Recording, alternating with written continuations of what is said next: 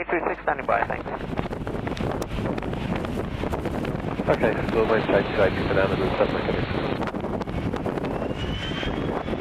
Shamrock 1, uniform going round. 16 uniform, roger, climb runway heading to 4,000 feet, QNH 1000. When ready, back to 111, please. 4,000 feet, runway heading, Shamrock 1 meter. Shamrock 36, Tango Tower, previous 3 aircraft on approach, a citation, 2 company A320, A321 have all gone round, runway 16. Wind is 220, max 45, min 18 knots. 36 Tango, roger. They do want to get this aircraft in on the stand, and you will be waiting some time burning fuel. So I think it would be better for you to actually to stay on the stand for the moment.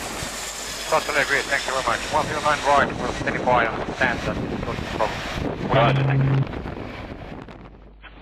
Clear land, 16, Shamrock 36 Tango. Gusting to 45 on the heading at 220 degrees.